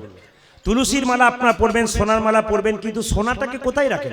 আস্তে সোনার মালা আপনারা বিয়ে বাড়ি যান তখন পরেন নাকি? সোনার মালা কীর্তন শুনতে আসেন তখন পরেন। অনেকে সোনার মালা সব সময় পরেন, কিন্তু সোনাটা যখন আপনারা পরেন তারপর কোথায় রাখেন? আলমারিতে রাখেন না? আলমারির ভেতরে একটা আলমারি আছে, ওর নাম কি? লকার। নেই? আবার দেখবেন লকারের ভেতরে একটা কৌটো থাকে, তা তো সেফ থাকে না, কৌটের ভেতরে রাখে। মায়েরা, এ জগতে সোনা পড়লে রাস্তা দিয়ে পেরিয়ে গেলে চোর ডাকাতের ভয় থাকে, কিন্তু গৌর সোনাকে কেউ যদি একবার পড়তে পারে তার চোর ডাকাতের ভয়। একটু বুঝিয়ে দিই। তাহলে প্রশ্ন করবেন, গৌর সোনাকে কি দেখিয়ে দেখিয়ে পড়বো? না, ওকেও যত্ন করে রাখবেন, ওটাও চুরি হবার ভয় আছে। কেন বলুন তো? কাম, ক্রোধ, লোভ, মোহ, মদ, আশ্চর্য, এই চোরগুলো বারবার চুরি করতে পারে, তার জন্য একেও লকারে রাখুন। প্রশ্ন করবেন, একেও আলমারিতে রাখুন। প্রশ্ন করবেন, তাহলে আলমারি কই, লকার কই, কৌটা কই? আমি বলে দেব। আলমারি আমাদের দেহ, লকার আমাদের মন, আর কৌটো হলো মনের মণিকোঠা। দেহরূপী আলমারিতে মনের মণিকোঠায় কেউ যদি গৌর সোনাকে রাখতে পারে তার আবার নিতাই গৌর হরি বল, হরি বল। এই জন্য রাখবার জায়গা আছে, জায়গাগুলোতে রাখবেন। হরে কৃষ্ণ। জায়গাগুলো শুনবেন, এদিকে দেখাবেন। তুলসীর মালা আপনারা অনেকে পড়েছেন, যুক্তি অনেকেই শুনেছেন। আচ্ছা, আপনি হিন্দু না মুসলমান না খ্রিস্টান না জৈন, আপনাকে দেখে বোঝা যায় নাকি? যেমন হিন্দু হলে তুলসীর মালা থাকবে নাকি, তিলক থাকবে একটু, ও মায়েরা। মুসলমান হলে একটু টুপি থাকবে, একটু দাড়ি টাড়ি থাকবে, এসব হয় আর কি। জৈন খ্রিস্টান থাকলে ওদের একটা ব্যাপার থাকে। কিন্তু আমি বলতে চাইছি আপনাদেরকে, অনেকে বলবেন প্রদীপ বাবু নাম দেখলেই তো বুঝবেন উনি হিন্দু না মুসলমান। এদিকে নাম দেখলেই তো বুঝবেন উনি হিন্দু না মুসলমান। নামে চেনা যায় না। কেন বলুন তো? কালকে আমি যেখানে গান গাইছিলাম এরকম ছোট ছোট এরকম ছোট ছোট বাচ্চা দুটো সামনে বসছিল। জিজ্ঞেস করলাম তোদের নাম কি রে? তখন দুজন বলছে আমি বড় ভাই, ও ছোট ভাই, দু ভাই। কি নাম? বলছে আমার নাম আপেল, ওর নাম আঙ্গুর। আমি মনে মনে তোর বাবাকার ফলের দোকানে যাবার দরকার হবে না, আপেল আঙ্গুর বলেছে। আচ্ছা, আপেল আঙ্গুর নাম রাখলে চেনা যায় হিন্দু না মুসলমান না খ্রিস্টান না জৈন? কি করে চিনবেন? তুলসীর মালা আর তিলক দিয়ে চিনবেন। তুলসীর মালা পরবেন কেন? যুক্তিগুলো দেখবেন। মায়েরা বাড়িতে বেগুন গাছ লাগিয়েছেন, বেড়া দেবেন না? জোরে বলুন হ্যাঁ না না। কেন বলুন তো? ছাগলে গরুতে ছিঁড়ে খাবে। তত্ত্ব কি বলল? কর্ণে গুরুদেব বীজ মন্ত্র দিয়েছে কৃষ্ণ প্রেমের অঙ্কুর হবে বলে। যদি তুলসীর মালা নামক বেড়া গলায় না দেন, তবে কামিনী কাঞ্চন ছাগলে নিতাই গৌর হরি বল করে দেবে। এই জন্য আপনারা তুলসীর মালা গলাতে দেবেন। আর গলাতে দেবেন কেন মা? আমার দিকে তাকান। যারা সাপ নাচাতে আসে আমার দিকে, সাপ নাচাতে আসে, সাপ যারা নাচায় তারা দেখবেন হাতটা বারবার এরকম এরকম করে, আর সাপ বারবার দংশন করার চেষ্টা করে, কিন্তু করতে পারে না। কেন? যারা সাপ নাচায় তাদের ডান হাতটার দিকে লক্ষ্য করবেন, দেখবেন হাতের এই জায়গাতে একটা বেল্ট বাঁধা আছে। কিসের বেল্ট? না না আমাদের মতো লাল নয়। কি? এটা হচ্ছে তুলসীর মালার বেল্ট। কেন? এই বেলটা রয়েছে মানে কি? তুলসীর মালা সুগন্ধে সাপ চলে যায়। শুধু তাই নয়, আপনি মোটা তুলসীর মালা পড়ুন, বিজ্ঞান বলছে, শাস্ত্র বলছে, দুটো একই কথা বলছে, যে আপনি মোটা তুলসীর মালা পড়ুন, সাপের মাথায় পা দিয়ে অন্ধকারে চলে যাবেন, বুঝতে পারবেন না, সাপ আপনাকে কামড়াবে না। তুলসীর এক মহাশক্তি আছে। সব জায়গায় বজ্রপাত হয়, তুলসী গাছে বজ্রপাত হয় না।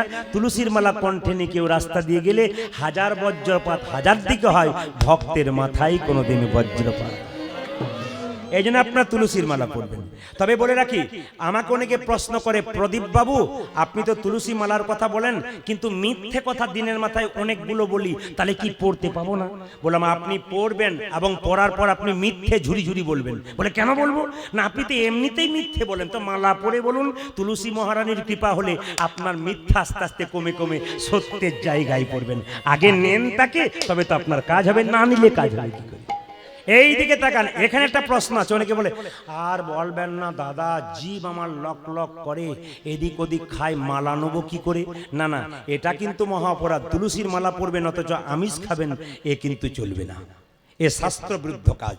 তবে প্রশ্ন করবেন, আমার ছেলে মালা নিতে ইচ্ছা করে, আমি মালা নিতে ইচ্ছে করি, মালা নেবো না, চিনবো কি করে হিন্দু না মুসলমান? বলে একটা কাজ করবেন, আপনি মালা নেবেন। কি মালা নেবেন? বাচ্চা ছেলে যখন সাইকেলে চাপা শেখে, প্রথমে কি সিটে চেপে যায়, না একবারে হাফ প্যাটেলে চাপে? জোরে বলুন একটু। প্রথমে হাফ প্যাটেলে চাপে, তারপর সিটে চাপে। আপনি কি করবেন?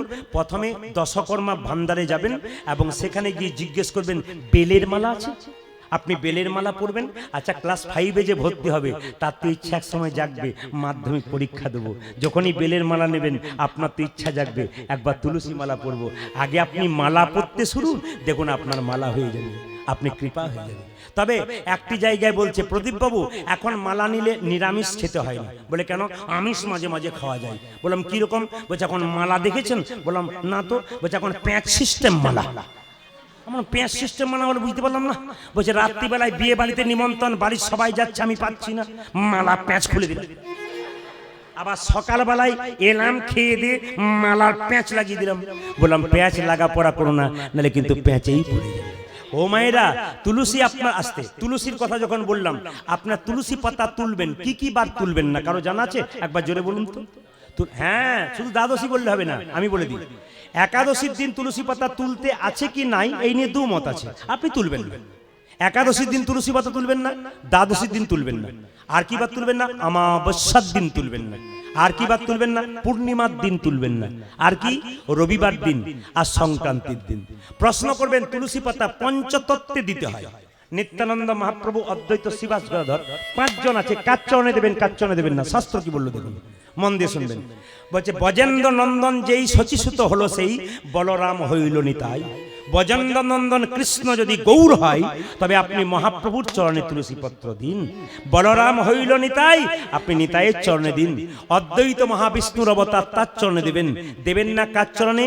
গদাধরের চরণে আর শ্রীবাসের চরণে। শ্রীবাস নারদ ভক্তি তত্ত্ব দেবেন না, গদাধর রাধা তত্ত্ব শক্তি তত্ত্ব ওনাকে দেবেন না। তবে বলি, গুরুর যখন ছবি থাকবে, আপনি গুরুকে তুলসী পত্র দেবেন না, না পায়ে নয়, তার বুকে দেবেন। হ্যাঁ, চন্দন চন্দন মাখিয়ে দেবেন, সাবধান থাকবেন। গুরুর বুকে যখন তুলসী পাতাটা দেবেন তখন যেন তুলসী পাতার সঙ্গে চন্দনটা গড়গড় করে পায়ে না লেগে যায়।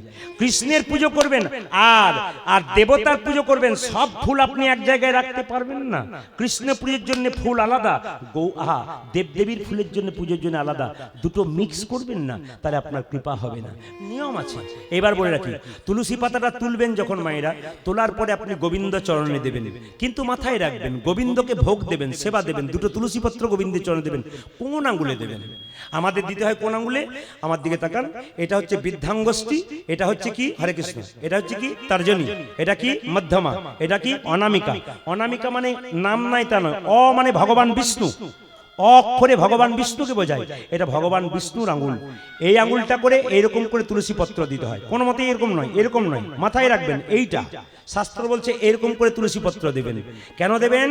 এইখান থেকে কিন্তু এইখান থেকে কিন্তু কি শুরু হয়েছে? এখান থেকে দেখবেন যারা গুরুমন্ত্র নিয়েছেন দেখবেন এই আঙ্গুল থেকে শুরু হয়েছে, মানে এটা পুরোপুরি ভগবান বিষ্ণুর আঙ্গুল। এই জন্য এই আঙ্গুল থেকে দিতে হয়।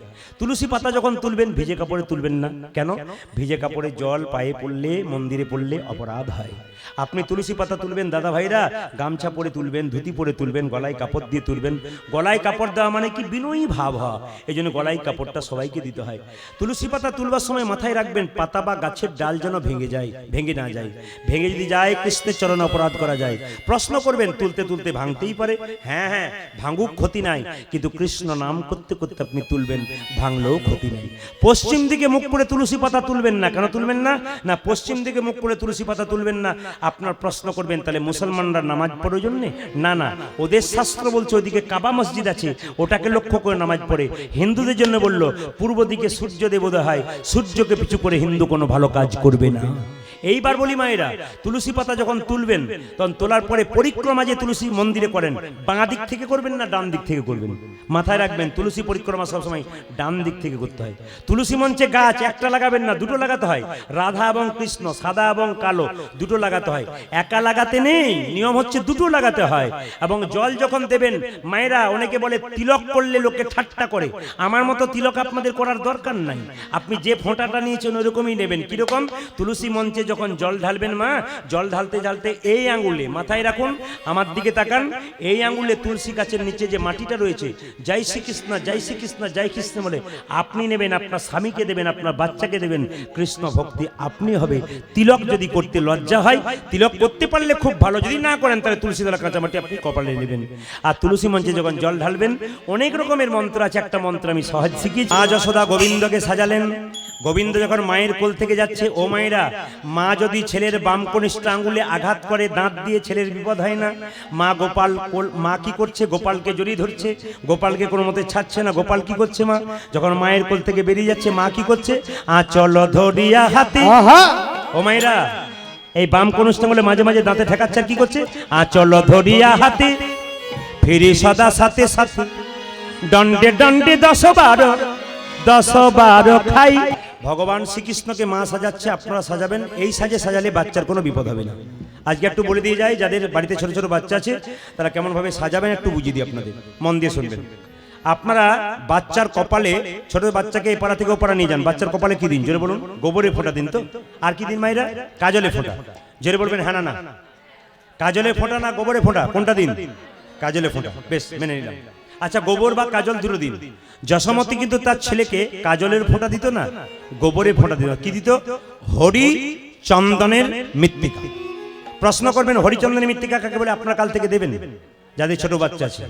এই হরিচন্দনের মৃত্তিকা কাকে দেবেন? বাচ্চাকে। কেন? ছেলে কোনো বিপদ হবে না। ভগবান শ্রীকৃষ্ণ গোষ্ঠে যেত, এত রাক্ষসীকে মেরে ফেলেছিল, বধ করেছিল, কিন্তু কোনোদিন বিপদ হয় না। কেন? মা যশোদা তার কপালে হরিচন্দনের মৃত্তিকা দিয়েছিল। প্রশ্ন করবেন প্রদীপ বাবু বলুন হরিচন্দনের মৃত্তিকা কাকে বলে? একটু বুঝিয়ে দিই। মায়ের স্তনদুগ্ধ আর তুলসী তলা কাঁচামাটি ছেলের কপালে একসঙ্গে দিলে বাচ্চার কোনো অমঙ্গল হয় না। কি বললাম? মায়ের স্তনদুগ্ধ আর তুলসী তলা কাঁচামাটি একসঙ্গে ছেলের কপালে দিলে ছেলের কোনো বিপদ হয় না। তবে আপনারা বাচ্চাকে স্যাভলন দিয়ে স্নান করান না? জোরে বলুন হ্যাঁ না? ডেটল দিয়ে করান, আপনার সুদল দিয়ে করান। আমি একটা উপায় বলে দেবো, কাল থেকে করাবেন, বাচ্চার চারমরগ হবে না, বাচ্চার জীবনে কোনদিন চামড়ার রোগ হবে না। আমি একটা উপায়ের কথা বলি, 1 বালতি জল নেবেন, কয়েক ফোঁটা গোমূত্র নেবেন, মাসে 2 বার বাচ্চাকে ওই জলটা দিয়ে স্নান করান। 100% গ্যারান্টি দিচ্ছে আয়ুর্বেদ শক্তি, 100% গ্যারান্টি দিচ্ছে যশোমতী, 100% গ্যারান্টি দিচ্ছে রামদেবজির অনুষ্ঠান শুনবেন। আমি তো প্রত্যেক অনুষ্ঠান শুনি, প্রত্যেক জায়গা থেকে কথাগুলো নিই, আপনাদের সামনে বিশ্লেষণ করি, বর্ণনা করি। রামদেবজি বলছেন কারো যদি ক্যান্সার হয়, যা রোগের ওষুধ উঠেছে, গোমূত্র খেলে ক্যান্সার অনেকটা ভালো হয়ে যায়। রামদেবজির কথা অনেক বিশ্লেষণ করে তিনি পেয়েছেন, রিসার্চ করে পেয়েছেন। এই জন্য আপনাদেরকে বলি, যশোমতী তার গোপালকে কি করতো, যখন পুতনাকে বধ করেছিল, এক বালতি জলে গোমূত্র দিয়ে বাচ্চাকে স্নান করেছিল। বাচ্চার কোনদিন চর্মরোগ হবে না, চামড়ার রোগ হবার পর দেবেন না। এবার বলি, বাচ্চাকে কেউ নজর দেবে না। আজ একটা নতুন নিয়ম বলে যাব, সবাই শুনে নিন। যদি কেউ নিয়মটা ভালো করে জানতে চান, একটু ধীরে আপনারা আমার দিকে তাকাবেন, তাহলে বুঝতে পারবেন যে বাচ্চার শরীরে কোনোদিন কেউ নজর দিতে পারবে না। অনেকে বলে না, আমার নাদুস নুদুস বাচ্চা গো, লোকে নজর দিয়ে দেয়। আপনার বাচ্চাকে কেউ নজর দেবে না। একটা উপায়ের কথা আজকে বলি। কি কি আপনি বাড়ির বাচ্চাকে কি করবেন আগে জেনে নিন, দেখবেন যশোমতী যেটা করত, যেটা আমাদের অনেক আধ্যাত্মিক তত্ত্বের মানুষরা বলছে, আপনার বাচ্চাকে কোনোদিন কেউ নজর দেবে না। আর বলবো না, পরের বছর বলে দিয়ে যাবো, এবছরই বলবো। আচ্ছা, এখন মায়েদের ধৈর্য একটু কম, এখনই বলুন। আচ্ছা, বলে দিচ্ছি। এই দিকে বলছে 5টা তুলসী পাতা তুলবেন, ভালো করে শুনবেন কথাগুলো, আর আমাকে জিজ্ঞেস করবেন না। 5টা তুলসী পাতা গাছ থেকে তুলবেন, স্নান করুন। তুলে নিলেন, যত্ন করে তুলসী মন্দিরে রাখলেন। 2.5টা তুলসী পাতা, 5টার মধ্যে 2.5টা, মানে 2টো গোটা আর 2টো গোটা, আর অর্ধেকটা অর্ধেক। 2.5টা তুলসী পাতা আপনি নিলেন, নিয়ে ছোট বাচ্চাটাকে কোলে করে নিয়ে এসে বাড়ির দরজার সামনে দাঁড়ালেন। এবার কিভাবে দাঁড়াবেন, আমার দিকে তাকান। ধরুন ওইটা যদি বাড়ির দরজা হয়, মানে এই দিকটা পেছন, মানে আপনি ঘর থেকে বেরোচ্ছেন আর কি, এদিকে ঘর থেকে বেরোচ্ছেন, আপনি ঘরের দরজার পেছনে এরকম করে দাঁড়ালেন, মানে বাইরের দরজা বেরোবার আগে এরকম করে দাঁড়ালেন। বাচ্চা ছেলেকে কি করলেন, সামনে আপনার দিকে দাঁড় করালেন, নিয়ে 2.5টা তুলসী পাতা, 2.5টা তুলসী পাতা কপাল থেকে এই কোমর পর্যন্ত, হরে কৃষ্ণ কৃষ্ণ কৃষ্ণ হরে হরে, হরে রাম রাম রাম হরে হরে, হরে কৃষ্ণ, বারবার স্পর্শ করবেন গোটা শরীরটাকে, একবার কোমর পর্যন্ত, হরে কৃষ্ণ কৃষ্ণ কৃষ্ণ হরে হরে, হরে রাম রাম রাম, হে কৃষ্ণ আমার ছেলের শরীরে কেউ যেন কুনজর দিতে না পারে। এই বলে তুলসী পাতাটা আপনি 3বার এইখান থেকে এই পর্যন্ত ঠেকাবেন। ঠেকানোর পরে বাচ্চাটাকে কি করবেন, বাচ্চাটাকে উল্টো দিকে মুখ করাবেন, মানে আপনি পেছন দিকে আছেন তো, আপনার সামনের দিকে ওই দিকে মুখ করে দাঁড়াবে, আপনি এই দিকে মুখ করে দাঁড়াচ্ছেন, বাচ্চাটা আবার আগের দিকে মুখ করে দাঁড়াবে। নিয়ে আপনি সেই 2.5টা তুলসী পাতা জয় শ্রীকৃষ্ণ বলে আপনি পেছন দিকে ছুড়ে দেবেন। ছুড়ে দিয়ে বাচ্চাটাকে ভেতরে ঢুকে যেতে বলবেন।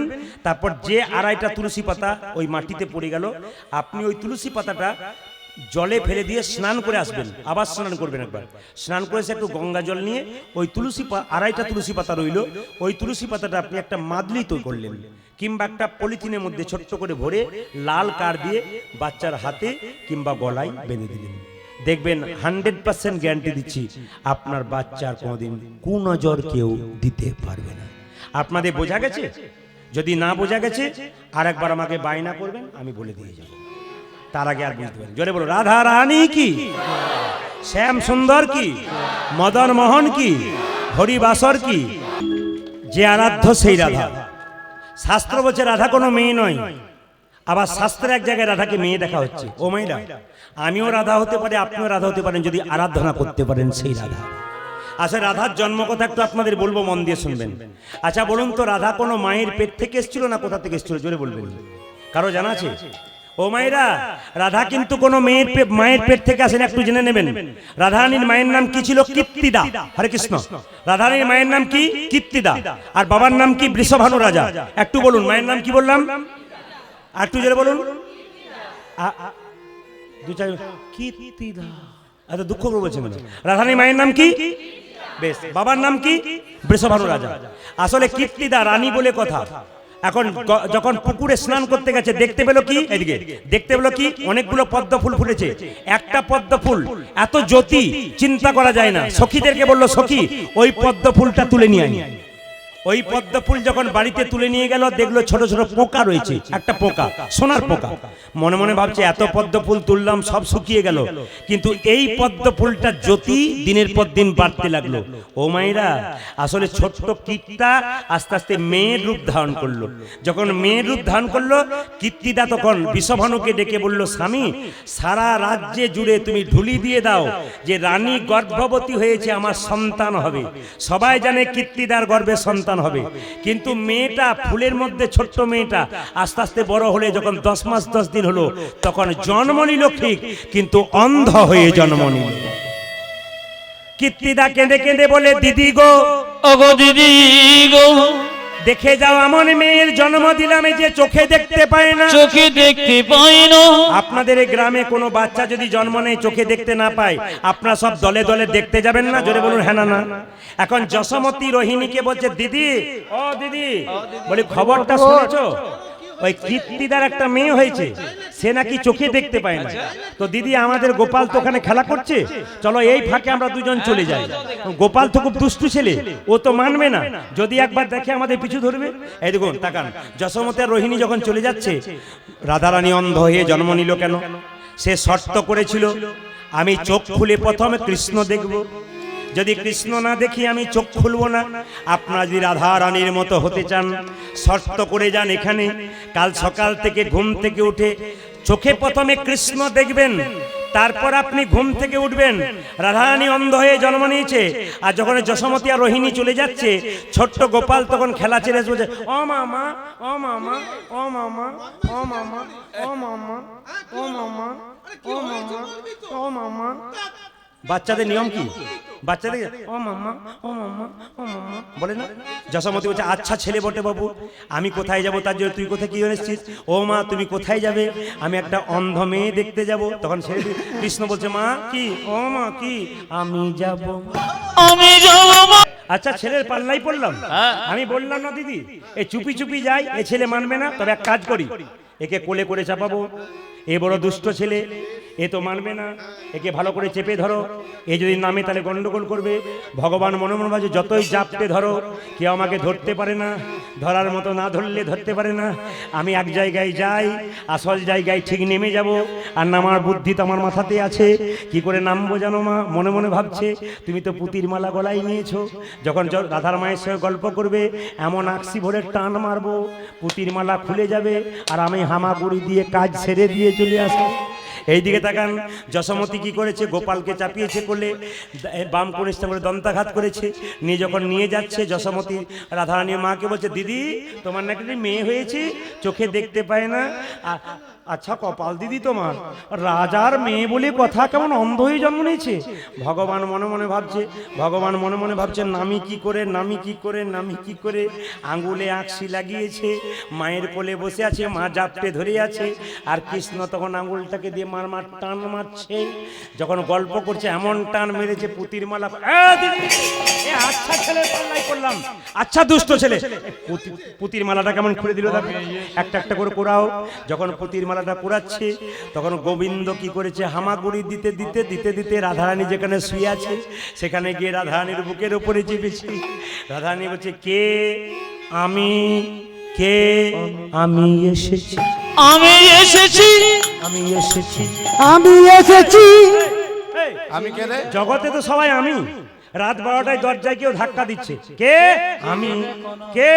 আমি। জগতে সবাই তো আমি, তুমি কে? কৃষ্ণ বলছে, আমি এসেছি।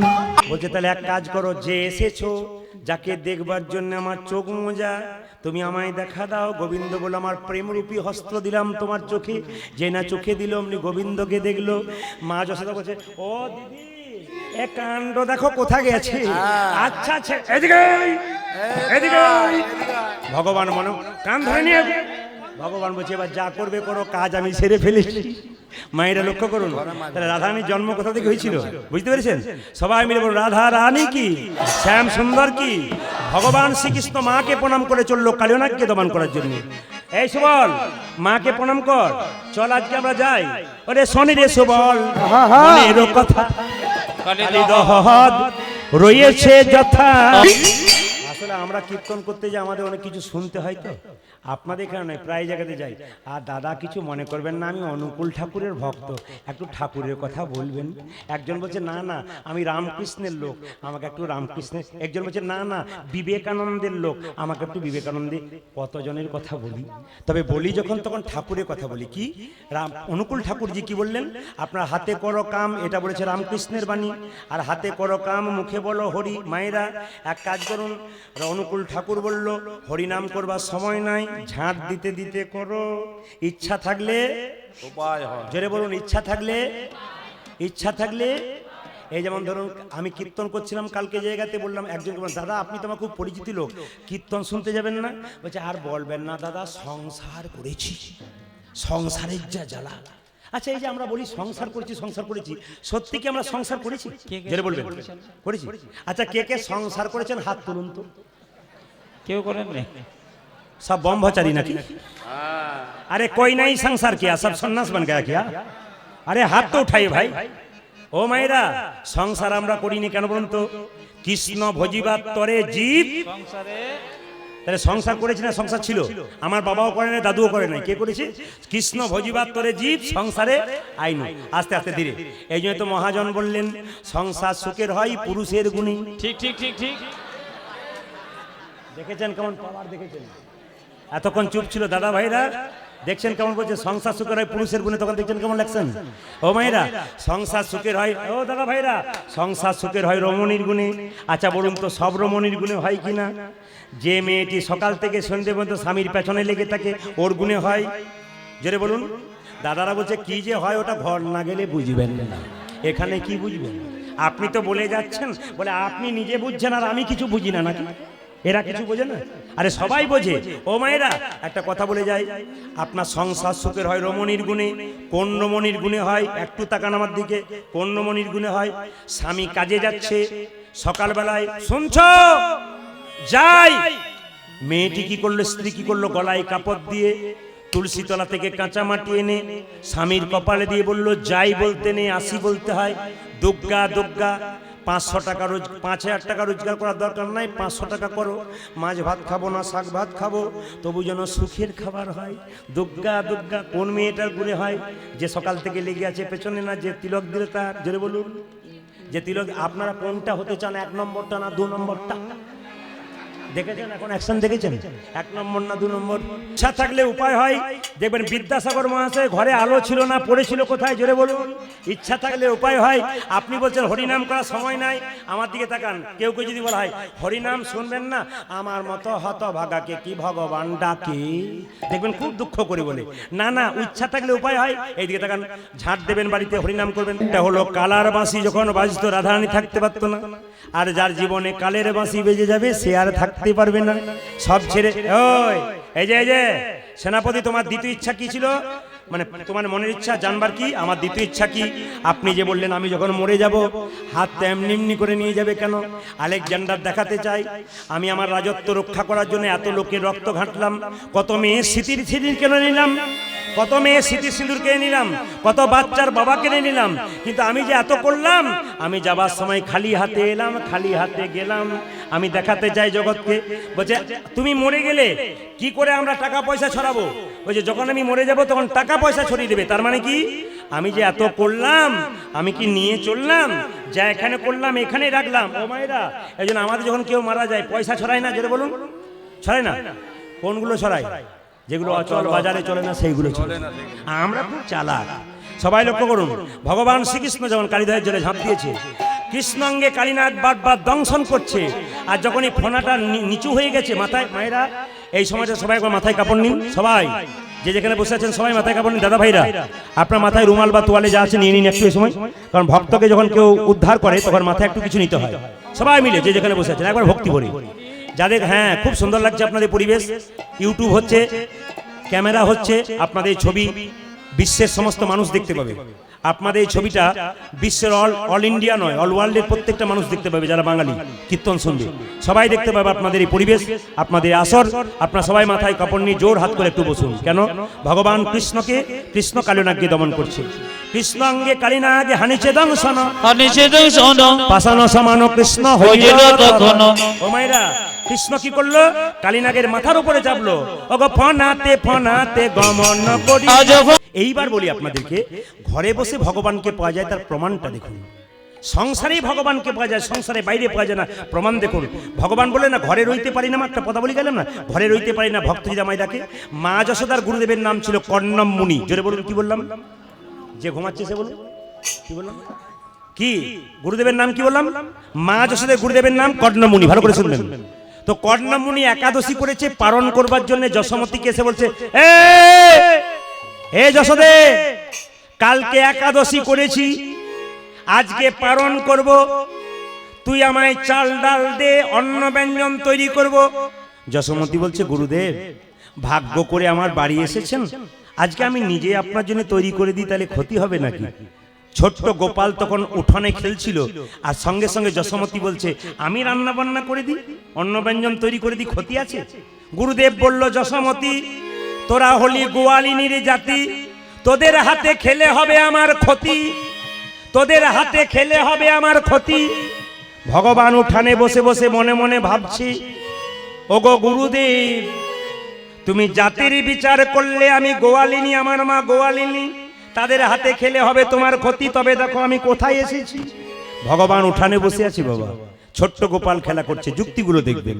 এখন লক্ষ্য করুন, যেই না গুরুদেবকে চাল ডাল দিয়েছে, অন্ন ব্যঞ্জন তৈরি করে গুরুদেব যখন এমনি করে শ্রীমধুসূদন, যারা ভক্ত হয়, যারা ভক্ত, যারা প্রসাদ ভোজন করে, যারা ভক্ত হন, যারা বৃহস্পতিবার দিন নিরামিষ খাবেন, অভক্ত যারা আছেন, অভক্ত কেউ নেই, ভক্ত সবাই হতে চলেছেন, কিন্তু যারা আমিষ টামিষ খান, যেদিন নিরামিষ খাবেন সেদিন শ্রীমধুসূদন বলে কি করবেন? কপালে ঠেকাবেন। যশোমতীর গুরুদেব কর্ণমুনি শ্রীমধুসূদন বলে কপালে ঠেকিয়েছে, আর কোথা থেকে ছোট্ট গোপাল এসে চপ চপ চপ চপ শব্দে খেতে শুরু করেছে। আর গুরুদেব চোখ মেলে বলল, যশোদে দেখ দেখ দেখ, তোর ছেলে আমার সব ভাতগুলো খেয়ে ফেলেছে গো, দেখ দেখ দেখ। যশোমতী ছুটে এলো, গোপালকে ধরে বলল, তোকে কে ডেকেছে? তুই খেলি কেন? গোপাল কেঁদে কেঁদে বলে, মা, ভক্ত যদি প্রসাদ নিবেদন করার সময় আমায় ডাকে, তবে কি ভক্তের ডাকে সাড়া দেওয়া আমার কর্তব্য নয়? অন্তর দিয়ে কোনো ভক্ত যদি আমায় প্রসাদ নিবেদন করে, তবে এমনি এমনি প্রসাদ দিলে হবে। যদি কেউ চোখের জলে, যদি কেউ চোখের জলে হা কৃষ্ণ প্রাণ গোবিন্দ আমার চরণ ধুইয়ে দেয়, তাকে আমার প্রসাদ দেওয়ার কোনো দরকার। এই জগতে গাড়ি বাড়ি টাকা পয়সা সব রইল, কিন্তু চোখের জল যদি গোবিন্দের চরণে না দিতে পারলাম, গোবিন্দের কৃপা আমার হবে না। তোমার কাছে নাই বা রইল ফুল, তুমি মন ফুলটা গোবিন্দের চরণে দাও। নাই বা রইল তোমার কাছে তুলসী পাতা, তুমি মন তুলসী গোবিন্দের চরণে দাও। তুমি গোবিন্দের চরণে দাও। যদি গঙ্গা জল নাই বা রইল, তবে দু ফোঁটা নয়নের জল আমার চরণে দাও। বাবা, যে জনে কৃষ্ণ বলি,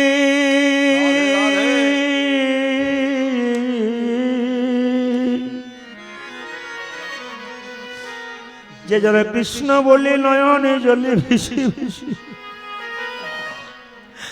আমার চরণ দুটো একবার ধুইয়ে দেয়, আমি চিরকালের তার দাস হয়ে যাই। জগতে বলে ভক্ত আমার দাস হয়, তা নয়। ভক্ত যদি নয়ন জলে ভেসে আমার চরণে স্মরণ করে,